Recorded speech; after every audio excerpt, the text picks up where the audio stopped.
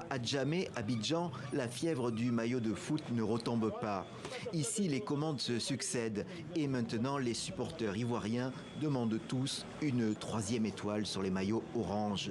Une bonne opération pour ces petits commerces de flocage. Nous avons fait une très bonne rentabilité économique sur cette CAN. Vraiment, cette CAN est la bienvenue. Mais la CAN n'a pas touché qu'Abidjan, la capitale.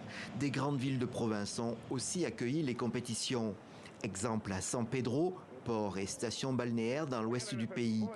Toujours un peu isolée, la ville a connu l'affluence en accueillant les joueurs et supporters de la poule F. Sur le plan économique, ça ne suffit pas 2 fois. On était capable de recevoir une centaine de personnes. Des gens s'appululaient de partout, les restaurants, les maquis, les bars.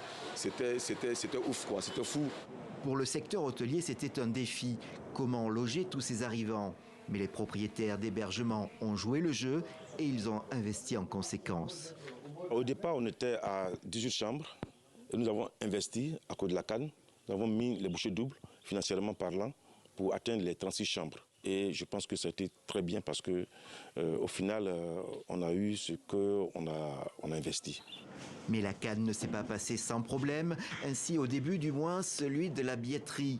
Les professionnels du tourisme se plaignent de ne pas avoir eu d'entrée au match pour fournir leurs clients. On nous demande est-ce que vous avez des tickets d'entrée.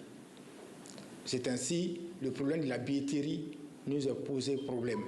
Au final, quelques 900 milliards de francs CFA, soit 1,3 milliard € ont été investis dans les infrastructures, des stades mais aussi des routes et de l'hébergement pour assurer l'organisation de la CAN en Côte d'Ivoire.